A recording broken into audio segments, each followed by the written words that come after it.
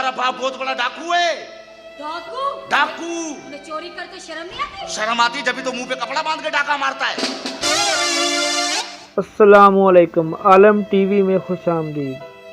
सितारे रोशनी देने के लिए होते हैं, सिकंदर सनम भी एक सितारा थे, मगर वो अपनी रोशनी से बुझ गए। सिकंदर सनम कॉमेडी की दुनिया का शहंशाह था, उर्दू फिल्मों का बेताज बादशाह था।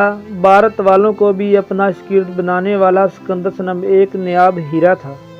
इसने अजीब किस्मत पाई है। इसने दुनिया की रंगीनियां देखी, ऑटोग्राफ लेने वालों की लंबी कतारें देखी, बड़े बड़े फनकारों को अपना मदाह बनाया, लेकिन अंजाम ऐसा पाया कि नाकाबिले बयान हकीकत बन गया। सिकंदर सनम 1960 में कराची में पैदा हुए। इसका असल नाम मोहम्मद सैयद सिकंदर था। सिकंदर सनम को गाने का शौक था। वो सिर्फ सिंगर नहीं थे, वो हर फन मौला फनकार थे। सिकंदर सनम ने एक स्टेज ड्रामे में अपने दोस्तों के साथ काम किया। पहले ड्रामे में खूब दाद वसूल पाई। सिकंदर ने फैसला कर लिया इसी स्टेज में अपना नाम बनाएगा। लोगों ने इसको बेपनाह मोहब्बत बख्शी। लोगों ने इसको सिकंदर से सिकंदर सनम बना दिया।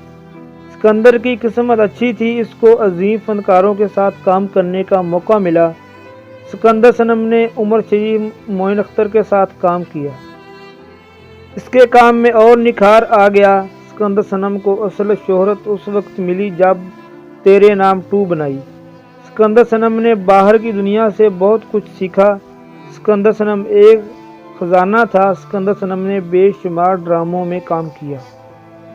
सलमान खान सिकंदर सनम से मिलने के लिए मजबूर हो गए थे। सलमान खान ने इंडिया में बुलाकर मुलाकात की, इसके काम को बहुत सराहा। सिकंदर सनम ने भारत में भी काम किया। भारत के बड़े बड़े फनकार इसके मुतवाले हो गए थे। सिकंदर सनम का जादू सर चढ़कर बोल रहा था। सिकंदर सनम का अरूज का ज़माना था। दौलत शोहरत सब आ चुका था। वो आसमानों में उड़ रहे थे। सिकंदर सनम की ज़िंदगी में एक बड़ा दुख लिखा हुआ था। सिकंदर सनम जिगर के कैंसर में मुब्तला हो गए थे। इसने सारी जमा पूंजी अपने इलाज पर खर्च कर दी।